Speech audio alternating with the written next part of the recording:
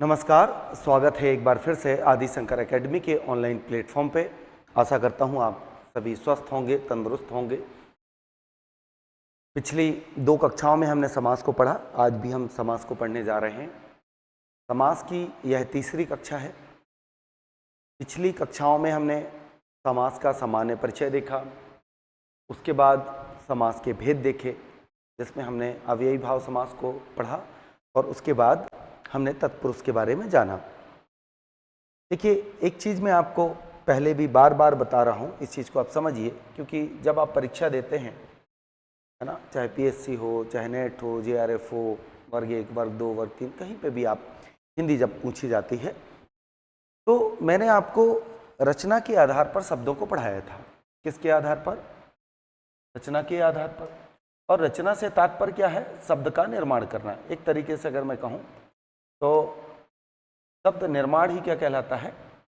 जैसे मैंने कहा रचना, रचना, बनावट, व्युत्पत्ति, इसके नाम मैंने दिए थे जब मैंने शब्द भेद को वर्गीकृत किया था। रचना के आधार पर, प्रयोग के आधार पर, उत्पत्ति के आधार पर, अर्थ के आधार पर। तो रचना के आधार पर जब हम पढ़ रहे थे तो मैंने आपको बताया था कि एक रूढ़ शब्द होता है, दूसरा यौगिक शब्द होता है ना, यौगिक शब्द होता है, और तीसरा हमने बताया था कि योग रूढ़ शब्द होते हैं।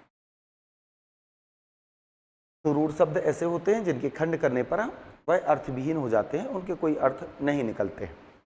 योग रूढ़ शब्द और यौगिक में इतना केवल अंतर है कि दोनों योग से बने होते हैं, किंतु यौगिक शब्द मिला जुला, मतलब जिन शब्दों से वह बना है, निर्मित हुआ है, वैसा ही सामान्य अर्थ देता है, मिला जुला अर्थ देता है। लेकिन योग रूढ़ के साथ ऐसी कहानी नहीं है। वह अपने सामान्य अर्थ को, मतलब जिन 2 शब्दों से मिलकर बना है या 3 शब्दों से या 4 हमने योग करके बनाया है, उसके सामान्य अर्थ को वो छोड़ देता है और एक तीसरा ही अलग अर्थ दे देता है। उसे हम क्या कहते हैं? योग रूढ़ शब्द कहते हैं। तो जब हम यौगिक शब्द के भेद पढ़ रहे थे तो हमने कहा 4 प्रकार से यौगिक शब्द बनते हैं: प्रत्यय के प्रयोग से, उपसर्ग के, संधि के और समास से। तो इनके द्वारा हम क्या करते हैं? यौगिक शब्द का निर्माण करते हैं। तो एक मुद्दा आ जाता है प्रत्यय, उपसर्ग और समास। तो समास को हम पढ़ने जा रहे हैं। तो जिस प्रकार से मैंने बताया था कि कोई भी यौगिक शब्द हो, चाहे वह आपने प्रत्यय से बनाया, संधि से बनाया, समास से बनाया या उपसर्ग से बनाया, यदि भिन्न अर्थ दे रहा है, अपने सामान्य अर्थ को छोड़ रहा है, तो वो योग रूढ़ शब्द होते हैं। और योग रूढ़ शब्द के जितने भी उदाहरण हैं वो बहुव्रीहि समास के क्या हैं? उदाहरण है, अर्थात वह बहुव्रीहि समास है। तो कहने का तात्पर्य यह है कि कोई भी समासक शब्द, चाहे वो अव्ययी भाव समास का हो, तत्पुरुष का हो, द्विगु का हो, द्वंद्व का हो, कर्मधारय समास का हो, यदि अपने सामान्य अर्थ को छोड़कर भिन्न अर्थ दे रहा है और आपके ऑप्शन में बहुव्रीहि समास है, तो आप सबसे पहले प्राथमिकता किसको देंगे? बहुव्रीहि समास को। ये बहुत जरूरी है आपको बताना।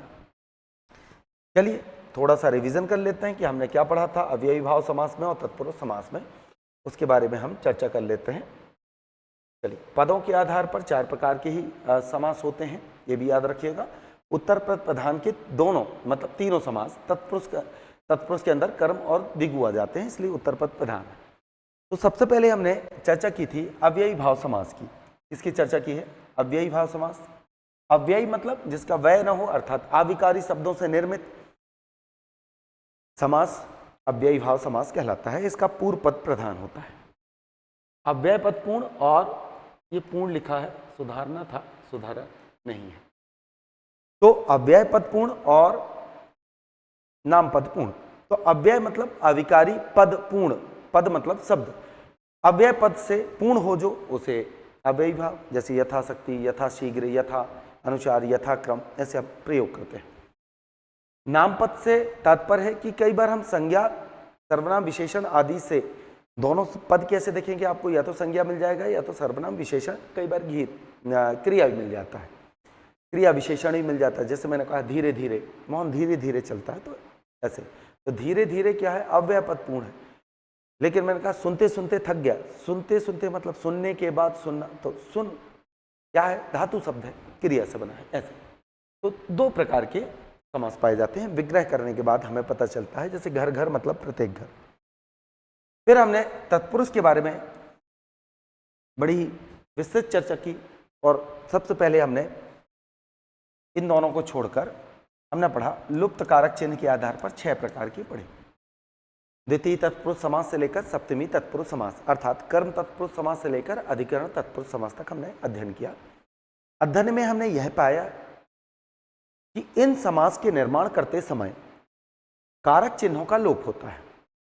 कर्म कारक से लेकर मतलब को से लेकर अधिकरण कारक में पर का लोप हमने देखा है ना, जैसे गगन चुंबी, गगन को चूमने वाला। तो इस तरीके से हमने कारक चिन्हों का लोप किया, उसे ही हम लुप्त कारक चिन्ह के आधार पर 6 भेद पढ़ते हैं। फिर हमने अलुक तत्पुरुष समास देखा। अलुक तत्पुरुष समास से तात्पर्य यह है कि हम कारक चिन्हों को पूर्ण रूप से लोप नहीं कर पाते, अर्थात जब हमने समासिक शब्द बनाया, समस्त पद हमने बनाया, संक्षेपीकरण हमने किया, किंतु हम चाहकर भी कारक चिन्हों का लोप पूर्ण रूप से नहीं कर पाए। जैसे मृत्युम धनंजय, मृत्यु को जीतने वाला, तो संस्कृत में माँ जो होता है, माँ के नीचे हल लगा दिया। जैसे बालका है, बालका बालका पढ़ते थे, तो ये कर्ता कारक हो गया है ना, एक वचन, द्विवचन और बहुवचन। कर्म कारक जब आते हैं तो बालकम हम पढ़ते हैं, तो बालक को, तो माँ जो है वह कर्म कारक विभक्ति के रूप में प्रदर्शित होता है संस्कृत में। अब मृत्युम धनंजय आपने जोड़ा तो इसमें संधि का नियम लग गया कि माँ का मेल का से लेकर माँ तक किसी वर्ण पे होता है, तो माँ का परिवर्तन उसी वर्ग के जिससे मेल हो रहा है उस वर्ग के पंचमाक्षर में बदल जाता है। तो मृत्युम धन जय, तो चा छा जा झा इया में परिवर्तन हो गया और अनुस्वार के रूप में लग गया। तो आपने कर्म कारक विभक्ति माँ का पूर्ण रूप से लोप न करके अनुस्वार के रूप में लिख दिया। जैसे मनसी, मनः की जो अधिकरण कारक विभक्ति है वो मनसी होता है, तो मनसी में जा जोड़ा, मनसिज बनाए, तो मन में जन्म लेने वाला, तो सी को आपने हटाया नहीं। तो ऐसे ही समासिक शब्द अलुक तत्पुरुष समास के अंतर्गत आते हैं। उपपद तत्पुरुष समास में हमने क्या पढ़ा, जैसे हमने कहा चर है, कर है, कार है ना, है ना। तो कर करने वाला, कार करने वाला, दोनों, जैसे चर्मकार है ना, लोहकार, स्वर्णकार। अब इनका भाषा में स्वतंत्र रूप से प्रयोग नहीं होता, लेकिन जब किसी शब्द के साथ ये जोड़े जाते हैं तो एक अर्थ प्रदान कर देते हैं। जैसे दिन कर, कर मतलब दिन को करने वाला, तो सूर्य को हम बोलते हैं दिन में हमने कर जोड़ दिया, लेकिन कर या कार शब्द हम स्वतंत्र रूप से प्रयोग नहीं करते उस अर्थ में जिस अर्थ में यहाँ पर प्रयोग में लाए जा रहे हैं। क्योंकि आप अभी बोलोगे सर कर तो मतलब टैक्स होता है ना, तो अर्थशास्त्र की भाषा में हम उसे कर कहते हैं, टैक्स को, वो बात अलग है, ठीक है। और कार एक 4 पहिया वाहन को कहा जाता है, तो उस अर्थ की बात नहीं कर रहे हैं जिस अर्थ में किसी शब्द में जोड़ने के बाद वह अर्थ प्रदान करता है, उस अर्थ में भाषा में स्वतंत्र रूप से वह प्रयोग में नहीं लाया जाता। नए तत्पुरुष समास को हमने ये बोला, नए तत्पुरुष का तात्पर्य है कि किसी समासिक शब्द में निषेध करने के लिए आ, अन या ना उपसर्ग आप जोड़कर निषेध करने के लिए प्रयोग किया जाता है, जिसका विग्रह करने के बाद ना लगते हैं। जैसे असभ्य, तो ना सभ्य, उसे हमने क्या कह दिया, असभ्य। तो ये नए तत्पुरुष समास हमने पढ़ा। फिर हमने लुप्त पद तत्पुरुष समास पढ़ा। लुप्त पद से तात्पर्य यह है कि जब हम कारक चिन्हों के साथ साथ पदों का भी हम लोप कर देते हैं। जैसे रेल पर चलने वाली गाड़ी, गगन को चूमने वाला, तो ऐसे गगन चुंबी कर देते हैं। तो रेल पर चलने वाली गाड़ी में आपने केवल अधिकरण कारक चिन्ह पर का लोप ना करके उसके साथ अन्य पदों का भी लोप किया है। तो ऐसे सभी के सभी शब्द क्या कहलाते हैं, लुप्त पद तत्पुरुष समास के अंतर्गत आते हैं। ऐसे समासिक शब्द इस तरीके से हमने चर्चा की, ठीक है। अब हमारे पास में एक समास आ जाता है कर्मधारय और दूसरा आ जाता है द्विगु। फिर हमें पढ़ना है बहुब्रीहि समास और द्वंद्व समास के बारे में, ठीक है। तो सबसे पहले हम कर्मधारय की चर्चा करते हैं और द्विगु की। तो पहले संख्यावाचक विशेषण से हम चालू करते हैं, द्विगु समास के बारे में पढ़ते हैं।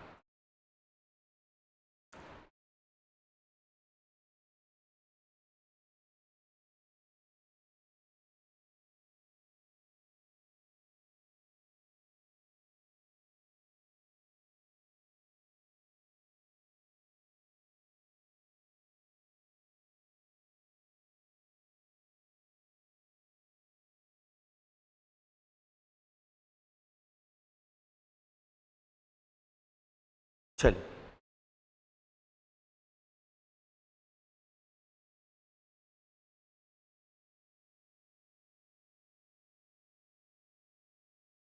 आ जाते हैं द्विगु समास के बारे में हम चर्चा करते हैं। द्विगु समास क्या है?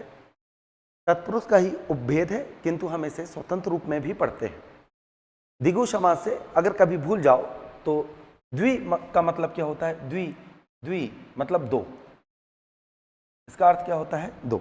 तो याद रखें, संख्या संबंधी। अब याद करिए, मैंने आपको एक क्लास पढ़ाई थी विशेषण की, संख्यावाचक विशेषण मैंने पढ़ाया था आपको, और संख्यावाचक विशेषण में एक समुदायवाचक मैंने पढ़ाया था, प्रत्येक बोधक, गणना बोधक, है ना, फिर आवृत्ति बोधक, उसी में एक था समुदायवाचक। तो समुदायवाचक का मतलब क्या है? संख्याओं का समूह की बात कर रहे हैं। तो आप जब कभी किसी समासिक शब्द में समास को बनाते समय आप किसी संज्ञा की संख्या संबंधी, संख्या के समूह संबंधी विशेषता को बता लें तो समझ लीजिएगा वहां पर क्या है? द्विगु समास है। अब जैसा कि परिभाषा में लिखा है, तत्पुरुष का उपभेद है, और हमने देखा है कि द्विगु समास का उत्तर पद प्रधान होता है। हमने पढ़ा उत्तर पद प्रधान में तत्पुरुष, द्विगु और कर्मधारय होता है, इसलिए इसका कोड हमने क्या किया था? दिक्कत। दी से द्विगु, का से कर्मधारय और ता से तत्पुरुष। तो द्विगु समास का उत्तर पद प्रधान है। अब क्यों प्रधान है उत्तर पद? तो देखिए, विशेषण विशेष पढ़ाते समय मैंने आपको दो चीजें समझाई थी, ठीक? एक विशेषण होता है और एक विशेष होता है, या विशेष होता है या विशेष होता है, दोनों आप प्रयोग कर सकते हैं। एक ये होता है और एक ये होता है।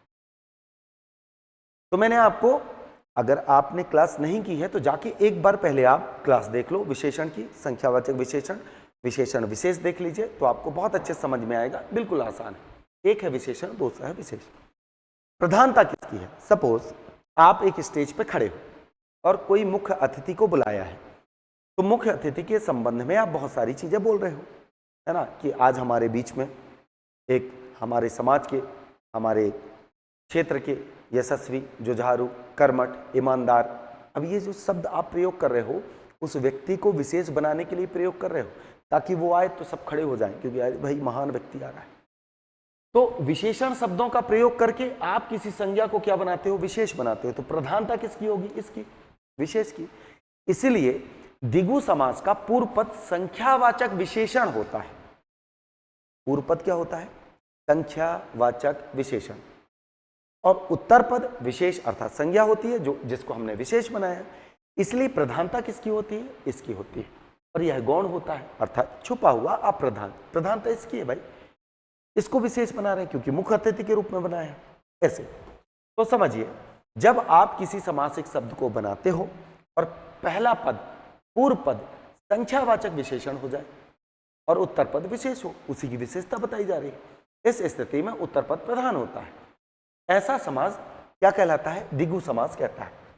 जिस समास का उत्तर पद प्रधान तथा पूर्व पद संख्यावाचक विशेषण एवं गौण होता है वह द्विगु समास कहलाता है। बड़ा आसान। जैसे उदाहरण के रूप में त्रिकोण लिखा है। क्या लिखा है? त्रिकोण। तो तीन कोणों का समाहार क्या कहलाता है? त्रिकोण कहलाता है। पंच तत्व लिखा है, तो पांच तत्वों का क्या है? समूह। त्रिपाद, तीन पैरों का समाहार। अष्टाध्यायी, 8 अध्यायों का समाहार। त्रिकाल, 3 कालों का समाहार। त्रिभुवन, 3 भुवनों का या लोकों का समाहार। ठीक है, या सॉरी समूह। अच्छा, समाहार और समूह कई बार क्या होता है? विच्छेद पूछता है, तो इस चीज को याद रखिएगा कि कब हमें समाहार लिखना है, कब हमें समूह लिखना है। ठीक है, तो देखो, जैसे मैंने त्रिभुज बनाया, 1, 2 और 3। ये 3 भुजाएं आपस में मिल रही हैं, एक ये मिला, एक ये मिला, एक ये। ठीक है, जब आपने 3 भुजाएं इस तरीके से रख दी तो यह क्या कहला गया? समूह कह गया। लेकिन तिराहा में क्या होगा? एक राह ऐसी आएगी, ऐसी चली गई, एक राह ऐसी। ये जो है इसे हम तिराहा कहते हैं। जैसे चौराहा, चौराहा ऐसा होगा, तो एक राह यहाँ आई, एक यहाँ से ऐसे आई, एक यहाँ से ऐसे आई, एक यहाँ से, एक यहाँ, और ये यहाँ मिल गई। इसे कहते हैं समाहार। इसे हम क्या कहते हैं? समाहार। लेकिन चतुर्भुज बनाया तो एक भुजा ये है, एक भुजा ये है, एक ये है और एक ये है। देखो ये वाली इससे नहीं मिल रही है, ये वाली इससे नहीं मिल रही है, तो ये चार भुजाओं का समूह कहलाया, ना कि समाहार कहलाया। तो समूह और समाहार का प्रयोग करना है, मैंने आपको बता दिया। ठीक है, जैसे त्रिकाल, तीनों कालों का समाहार त्रिकाल कहलाता है। त्रिभुवन, तीन भुवनों का समूह। सप्तऋषि, 7 ऋषियों का समूह। सतसई, 700, मतलब दोहा जब इकट्ठे हो जाए तो सारे क्या हो जाएंगे? समाहार हो जाएंगे। पंजाब, 5 नदियों का समूह लिखा है। दिगु, मतलब 2 गायों का समाहार, नहीं समूह, यहां पर क्या होगा? समूह होगा। ठीक है। नवनिधि, 9 निधियों का समाहार। त्रिलोक, तीनों लोकों का समाहार। चारपाई, 4 पैरों का समाहार नहीं होगा, क्या होगा? समूह। फिर मैंने बताया मिलेंगी नहीं। नवरत्न, 9 रत्नों का समूह, यहां पर भी आएगा। दोपहर, 2 पहर जहां मिलती हैं उसे कहते हैं समाहार, है ना, सुबह और दोपहर वाली। चलिए, सप्ताह, 7 दिनों का समूह क्या कहलाता है? तो इस प्रकार से हमें क्या पढ़ना है? द्विगु समास को पढ़ना है कि जब पहला पद, जैसे चौन्नी, तो चौन्नी आप पहले चलती होगी, आप लोग के जमाने में तो नहीं, हम लोग जब छोटे छोटे थे तो चौन्नी, पंजी, दस्सी ये सब चलती थी। अठन्नी, 8 आनों का समूह क्या कहलाएगा? सॉरी, 8 आनों का समाहार, है ना। 8 आने जब मिल जाते हैं तो क्या बन जाती है? अठन्नी। 4 आने जब मिल जाते हैं तो क्या बन जाती है? चौन्नी। ऐसे भी याद रखिएगा। त्रिफला, 3 फलों का समाहार और समूह दोनों के लिए प्रयोग किया जाता है। अब आ जाते हैं कर्मधारय समास। अब पुनः मैं कहूंगा कि आपको कर्मधारय अगर पढ़ना है तो आप सबसे पहले जाओ विशेषण को पढ़िए। गुणवाचक विशेषण पढ़ना है, कितने प्रकार से हम उसको डिफाइन कर सकते हैं, रंग, रूप, आकार, दिशा, दशा, इन सब के बारे में आप पढ़ें। फिर आपको कर्मधारय पढ़ने के लिए दूसरी आवश्यकता पड़ेगी विशेषण की अवस्थाएं। तो एक मूल अवस्था है, एक उत्तरावस्था है, एक उत्तम अवस्था है ना। पॉजिटिव, कंपैरेटिव और सुपरलेटिव डिग्री, 3 डिग्रियां होती हैं। तो मूल अवस्था, मूल धन अवस्था, मूलावस्था, उत्तर धन अवस्था, उत्तरावस्था, ठीक है, उत्तम धन अवस्था, उत्तमावस्था। तो जो उत्तरावस्था है वहां से आपको कर्मधारय समास देखने को पड़ेगा। दूसरी चीज, जब संज्ञा की आप विशेषता बताते हो तो विशेषण और विशेष का खेल कर्मधारय समास में चलता है। इसका भी उत्तर पद प्रधान होता है, प्रायः उत्तर पद प्रधान होता है, क्योंकि कई बार ऐसा होता है कि विशेषण पहले भी आ जाता है। तो मैंने आपको पढ़ाया था विधेय विशेषण, विशेष विशेषण। विशेष विशेषण किसे कहते हैं?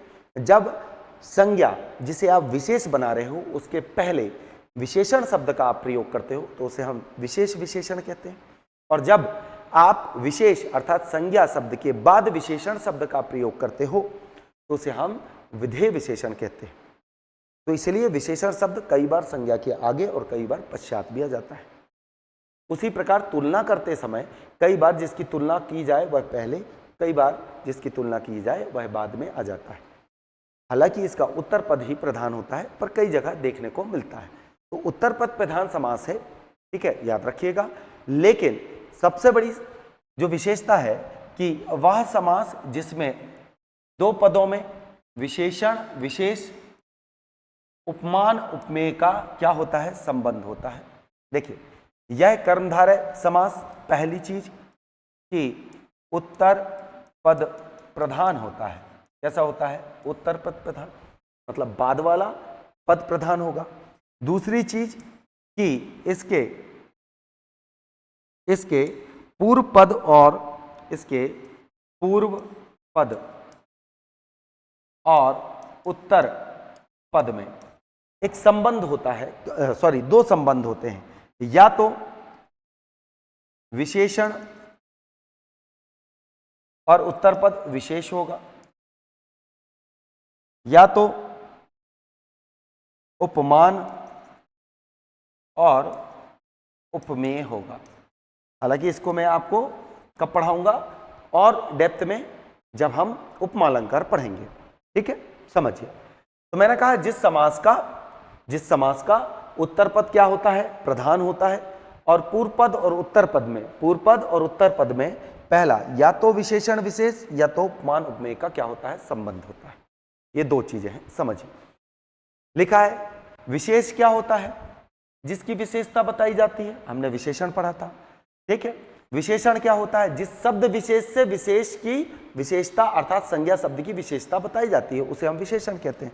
जैसे नील कमल, तो देखो नीला धन कमल, नील धन कमल, तो नीला क्या है, विशेषण शब्द है, कमल क्या है, विशेष शब्द है। स्वाभाविक बात है, जिसकी विशेषता बताई जा रही है भाई उस व्यक्ति की महत्ता है, विशेषण शब्दों की थोड़ी ना। किसी को मैंने ईमानदार कहा, मोहन ईमानदार है, तो मोहन की विशेषता बताई है, तो प्रधानता किसकी होगी, मोहन की, ठीक है।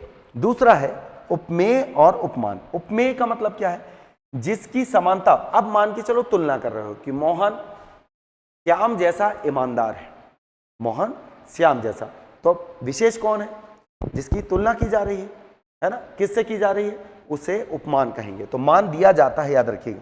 तो जिसकी समानता बताई जाए उसे उपमेय कहेंगे, मतलब जिसकी आप तुलना कर रहे हो, जिससे तुलना कर रहे हो उसे हम क्या कहते हैं, उपमान कहते हैं। उदाहरण के रूप में चरण कमल, अब आप चरण को कमल के समान बता रहे हो या कमल को चरण के समान बता रहे हो। स्वाभाविक बात है सोचना कि हमारे पास क्या है, चरण है, तो चरण को क्या बताया जा रहा है, किसके समान, कमल के समान। तो कमल रूपी चरण, मतलब चरण कितने हैं, इतने कोमल है, तो इसे कहते हैं। अब उपमान उपमेय दोनों संज्ञा होती है, जैसे मोहन श्याम जैसा है, तो मोहन श्याम की तरह, तो मोहन को आपने एक संज्ञा से दूसरी संज्ञा से आपने तुलना कर दी, इसे कहते हैं उत्तरावस्था, इसे कहते हैं उत्तरावस्था, ठीक है। एक बार विशेषण विशेष दोबारा जाके समझ लीजिए। चलिए आ जाते हैं, अध्ययन करें। जैसे लिखा है अध मरा, तो अध मतलब आधा है जो मरा, मतलब आधा मरा, तो मरा किसी व्यक्ति विशेष की बात कर रहे हैं, उसकी विशेषता क्या है कि आधा। अल्पेक्षा, अल्प, देखो एक चीज और मैं बता दूं, कई ऐसे शब्द हैं जिनमें संधि के नियम भी लगे रहते हैं, जैसे विद्यालय, तो विद्यालय में अगर देखा जाए तो संबंध तत्पुरुष समास है, लेकिन संधि दीर्घ संधि है, विद्याधन आलय विद्यालय दीर्घ संधि है। तो ये जरूरी नहीं है कोई एक शब्द में, ठीक है, केवल समासिक शब्द हो, उसमें क्या हो सकता है, संधि के नियम भी लग सकते हैं। जैसे क्या लिखा, अल्प धन इच्छा, तो अल्पेक्षा हो जाएगा, अल्प धन इच्छा, ई और आ मिलकर क्या बन जाएंगे, ए। तो अल्प मतलब कम है जो इच्छा, परिमाणवाचक लगा है।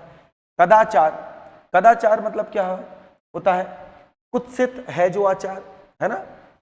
काम, कम तौल, काम नहीं लिखा यहां पर, कम होगा, है, कम तौलता है जो।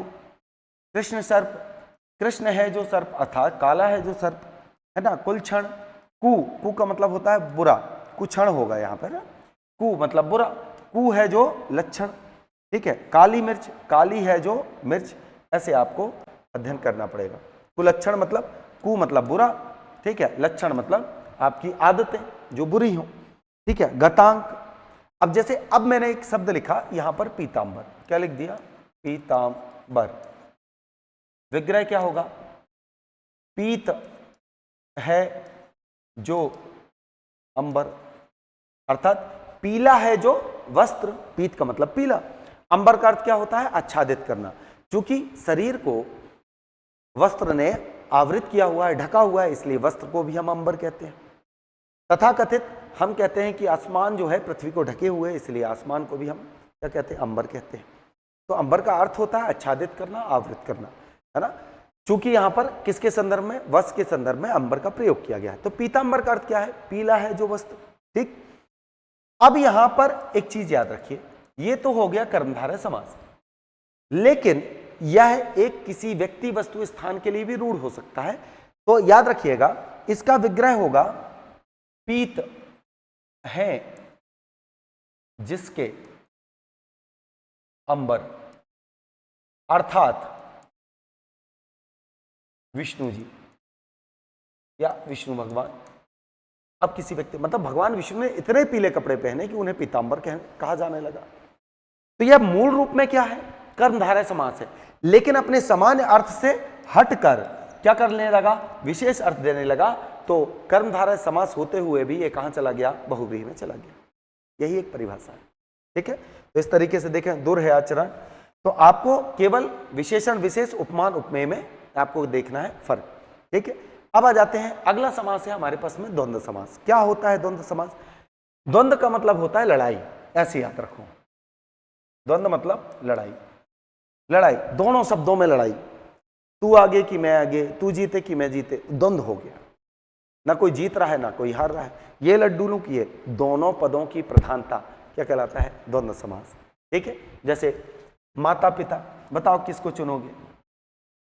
मम्मी आई तो मम्मी को चुन लिए, पिता आए तो पिता, जिससे पैसा मिल जाए, है ना। तो माता पिता को हम चुन लेते हैं। कब मम्मी से लड़ाई हो गई तो पिताजी के साइड में, पिताजी से हो गई तो मम्मी के साइड में, यही तो करते आते हैं।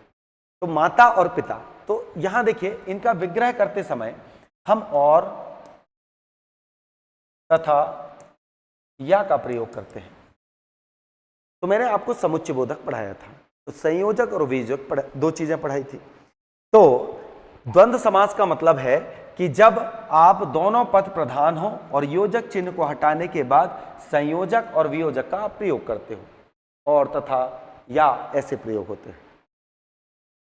अब इसके तीन भेद हैं, एक है इतरेतर, एक है समाहार और दूसरा है वैकल्पिक। क्या होता है इतरेतर? अर्थात जब दोनों पद समान प्रधानता रखते हो, साथ ही एक साथ प्रयोग लगते हो और अपने अर्थ भी भिन्न भिन्न देते हो। ठीक है, जिस समास के समस्त पद और समुच्चय बोधक से जुड़े हों पर इस समुच्चय बोधक का लोप हो और इसे इतरेतर समास कहते हैं, और इस समुच्चय बोधक का लोप कर देते हो और का लोप करके योजक चिन्ह लिख देते हो आप। पर यहां पर होता क्या है कि दोनों के, है ना, अपने स्वयं के अर्थ निकलते हैं। जैसे माता और पिता, तो दोनों, माता का अर्थ माता है, पिता का पिता, और दोनों क्या हो गए, एक साथ अपने स्पष्ट रूप से अर्थ प्रदान करते हैं एक साथ। लेकिन समाहार में क्या होता है, या समाहार को अभी छोड़ देते हैं। वैकल्पिक में क्या होता है? वैकल्पिक मतलब विकल्प सूचक, मैंने बताया था, जब आप या का प्रयोग करें, अर्थात दो शब्द समान प्रधानता रखते हुए भी एक समय में एक का बोध कराएं। जैसे लाभ हानि, लाभ होगा तो हानि नहीं होगी और हानि होगी तो लाभ नहीं। तो हमने लाभ और हानि नहीं, लाभ या हानि हम प्रयोग करेंगे। अच्छा बुरा, तो अच्छा या बुरा, या तो कोई अच्छा हो सकता है या तो कोई बुरा हो सकता है, तो एक समय में एक ही चीज का आप उल्लेख करेंगे तो उसे हम क्या कहेंगे, अच्छा या बुरा। तो इसके लिए या अथवा का प्रयोग आप करते हो। ठीक है, याद रहेगा, या अथवा का प्रयोग करते हो आप। समाहार क्या है? समाहार क्या है? समाहार का मतलब यह है दोनों पदों की प्रधानता हो लेकिन उससे मिला जुला एक तीसरा अर्थ दे, मिला जुला तीसरा अर्थ दे। जैसे, और भाई हमने कहा मोहन तो बड़ा, मोहन के घर में बहुत सारी गाय भैंस हैं, क्या लिख दिया, गाय भैंस। अब गाय भैंस का मतलब क्या हुआ, जानवर, पशु, मवेशी। आपके घर आया, मैंने कहा आइए, आपने बोला अन्न जल ग्रहण कर लें, अन्न जल ग्रहण कर लें। तो जैसे ही आपने अन्न जल कहा, तो ऐसा थोड़ी ना मुट्ठी में या कटोरी में अन्न लाके दे दिया, एक गिलास पानी खा लो। अन्न जल का मतलब है भोजन के संदर्भ में आपने प्रयोग किया। किसके संदर्भ में? भोजन के। उसी प्रकार से, है ना, लड़की देखने गए, लड़के वालों से पूछता था, और भाई कितना रुपया पैसा कमा लेते हो, रुपया पैसा कमा लेते हो। आय के संदर्भ में हम क्या कह देते हैं, रुपया पैसा। क्या हाल चाल है स्वास्थ्य के या आपके दैनिक जीवन के संबंध में, ऐसे इसे कहते हैं हम समाहार, अर्थात उसी से मिलता जुलता हुआ अर्थ, समाहित अर्थ प्रकट करे, उसे हम क्या कहते हैं, समाहार। तो याद रखिए, दोनों की प्रधानता, एक साथ आने वाले इतरेतर, दोनों की प्रधानता लेकिन मिला जुला तीसरा अर्थ देने वाला समाहार। समाहार का अर्थ ही है समष्टि या समूह, जिस द्वंद्व समास के उसके समस्त पदों के अर्थ के अतिरिक्त उसी प्रकार के और भी अर्थ सूचित हों, उसे समाहार कहते हैं। वैकल्पिक या विकल्प क्या कहते हैं, द्वंद्व, जिस द्वंद्व समास में दो पदों के बीच या अथवा का प्रयोग किया आदि का विकल्प सूचक का प्रयोग छिपे हुए होते हैं, अर्थात एक समय में एक प्रयोग, एक समय में एक शब्द आए, एक की प्रधानता हो, या एक दूसरे के हम क्या हो, विरोधी शब्द का प्रयोग कर लें, है ना। उदाहरण के रूप में आ जाइए तो देखते हैं, देखो राजा और रानी, यहां क्या लिखा है, राजा और रानी, माता पिता। अच्छा, दो चीज याद रखिएगा, ठीक है। हम कई बार माता पिता को संयुक्त रूप में प्रयोग करते हैं समाहार, कि उसके माता पिता जी के क्या हाल है, अर्थात उनके माता पिता कौन है या अभिभावक कौन है। तो समाहार अर्थ भी कई जगह वाक्य की प्रकृति के अनुसार होता है, ठीक है। मोहन ने दिन और रात एक कर रखा है, तो दिन और रात दोनों। ऊंच नीच, अब ये क्या हो सकता है, समाहार में भी आ सकता है। छोटा बड़ा समाहार में भी आ सकता है, छोटा या बड़ा, है ना। सच झूठ समाहार में भी आ सकता है, इतरेतर में। सुख दुख, ठीक है, मोहन सुख दुख का साथी है, मतलब आपकी परिस्थितियों का साथी है, तो इसे हम समाहार में भी ले सकते हैं और वैकल्पिक में भी आ सकता है, ठीक है। चलिए याद रखें, लाभ हानि इसमें नहीं आएगा, जय पराजय नहीं आएगा, प्रेम घृणा नहीं आएगा, यश अपयश नहीं आएगा, जीवन मृत्यु नहीं आएगा, भारत पाकिस्तान आ सकता है, भारत और पाकिस्तान ये आ सकता है, ठीक है, भारत और पाकिस्तान। मैंने जानबूझ के गंगा यमुना, गंगा और यमुना, राम कृष्ण, सीता लक्ष्मण, चांद सितारे, धरती आकाश, मोहन ने धरती आकाश एक कर दिया, धरती और आकाश तो इतरेतर में और इसमें समाहार दोनों में आएंगे। देखिए फल फूल लाए हो, मतलब किसके संबंध में, फल और फूल के, मतलब सब्जियों के, फलों के संदर्भ में, ठीक है।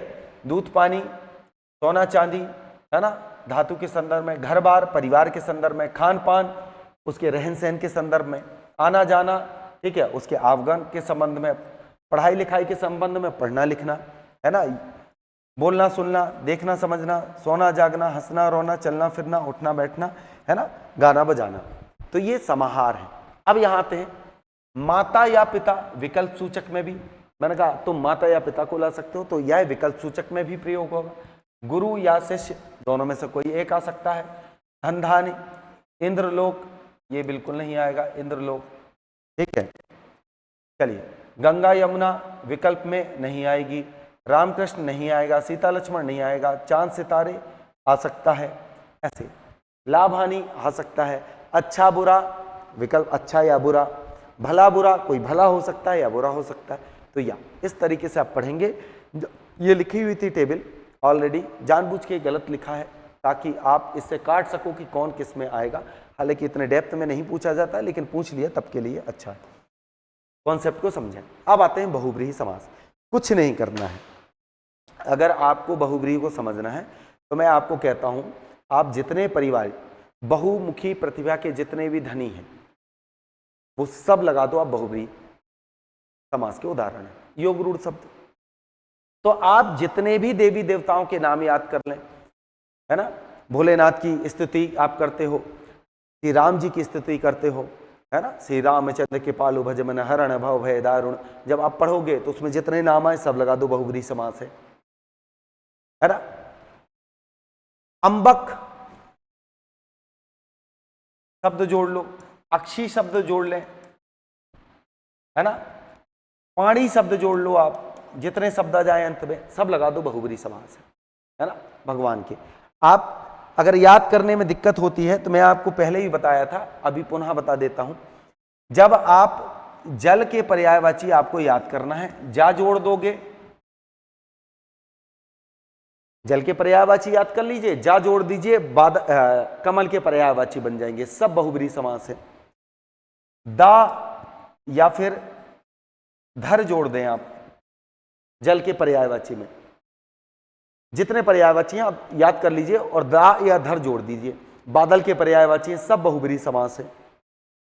धी जोड़ दें आप या निधि जोड़ दें, जल के पर्याय, समुद्र के पर्यायवाची बन जाएंगे, सब बहुब्रीहि समास है। पहला पॉइंट अब मैंने आपको बताया, इससे समझ जाए। अब जैसे मैंने कहा जल के पर्यायवाची में आपने, जैसे जल के पर्यायवाची में आपने जा जोड़ दिया तो क्या बन गया, जलज। जलज कमल को कहते हैं, बहुब्रीहि समास है। जलद आपने जोड़ दिया, बादल का पर्यायवाची, बहुब्रीहि समास है। जलधि जोड़ दिया, क्या जोड़ दिया, जलधि जोड़ दिया, जलधि, समुद्र के पर्यायवाची लगा दो आप। नीरज कमल, नीरद बादल, नीर निधि समुद्र, हो गया। वारी जल का पर्याय, वारिज कमल, वारिद बादल, वारिधि समुद्र, बहुब्रीहि समास है। उसी प्रकार से आपको करना कुछ नहीं है, आप शिव के पर्यायवाची याद कर लें और इसमें प्रिया, ईश ऐसे शब्द जोड़ दें, कांत शब्द जोड़ दें,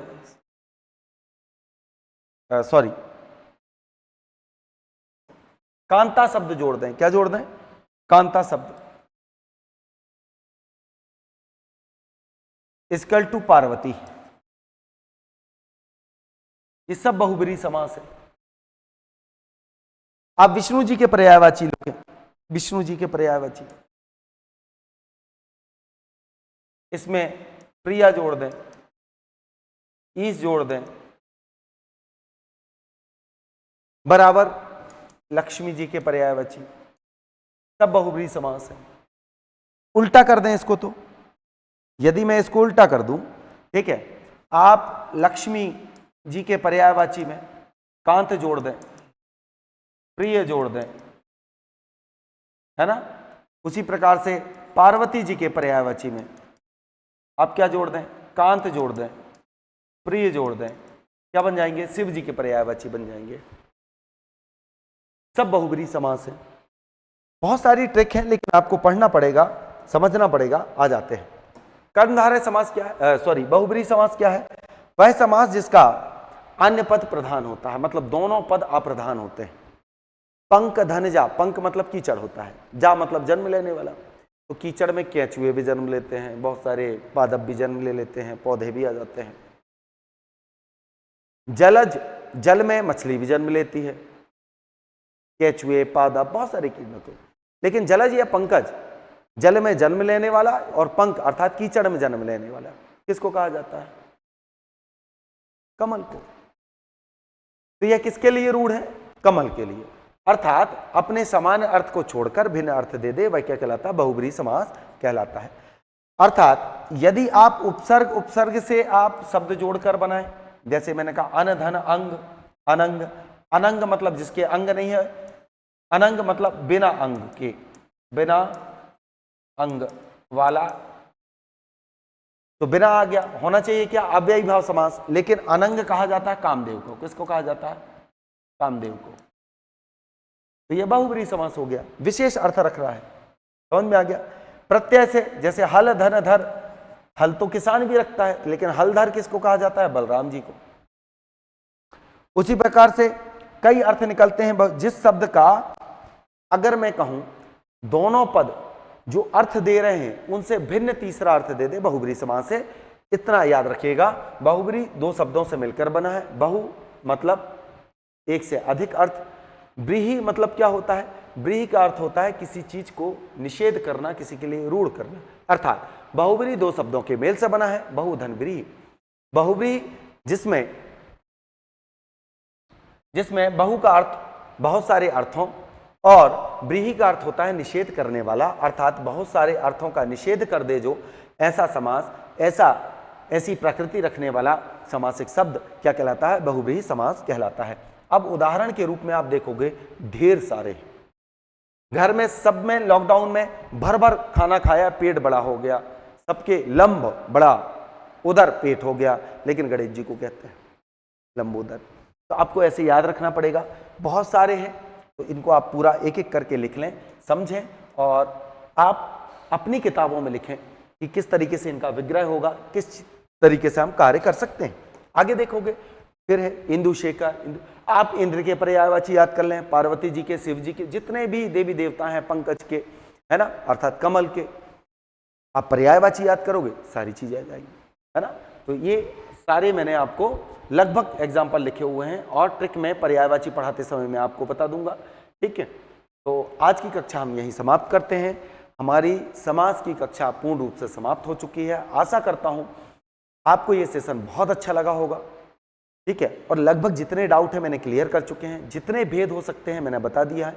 बहुब्री के भेद मैंने नहीं बताए हैं, उसके लिए मैं आगे फिर से लेक्चर लेके आऊँगा एडवांस रूप में जब हम हिंदी पढ़ेंगे, जब आपको ये बेसिक है, क्योंकि जितना मुझे लगता है कि सिलेबस में आता है उतना मैं बता दूँ। हाँ, मैं नेट JRF असिस्टेंट प्रोफेसर के लिए या वर्ग 1 के लिए जब मैं पढ़ाऊँगा, ठीक है, उसके जब वीडियो आएंगे तब मैं आपको इसके सिद्धांत के बारे में बताऊँगा कि समास कैसे निरूपित हुआ, संस्कृत में कितने भेद थे इनके, फिर किस तरीके से समासिक शब्दों का प्रयोग होने लगा, कामता प्रसाद गुरुदेव ने क्या कहा है ना, और पृथ्वीनाथ पांडे जी क्या कहते हैं। तो अलग अलग व्याकरणाचार्यों के उनके मत क्या हैं, किस प्रकार से उन्होंने निरूपित किया है, अपने सिद्धांत क्या दिए हैं, अलंकार सिद्धांत हो, रस सिद्धांत हो, इन सब के बारे में मुझे आपसे चर्चा करनी है। लेकिन उसके लिए ज़रूरी ये है कि आपका एग्जाम में वह सिलेबस हो। तो ये केवल और केवल PSC के लिए, असिस्टेंट प्रोफेसर वर्ग 1, वर्ग 2, वर्ग 3 और हिंदी जहाँ जहाँ पूछी जाती है नॉर्मल भी, वहाँ तक के लिए मैंने बताया। ठीक है, जब आपको रिसर्च में जाना हो या लिटरेचर जब आप पढ़ना है, हिंदी भाषा का इतिहास और उसके रिसर्च के बारे में जब हम पढ़ेंगे, गहन अध्ययन करेंगे, तो उसके बारे में हम जानकारी और रखेंगे। तो आज का सेशन अच्छा लगा हो, वीडियो को लाइक करें, चैनल को सब्सक्राइब करें और जितना हो सके अपने भाई बंधु मित्र तक इसको पहुंचाएं। मेरा हमेशा से प्रयास रहा है, और जिस संस्था से आज हम आपके तक पहुंच रहे हैं और यह हमारा प्रयास हो रहा है, हमारा एक ही उद्देश्य है, ठीक है, प्रयास हमारा, सफलता आपकी। जय हिंद, जय भारत।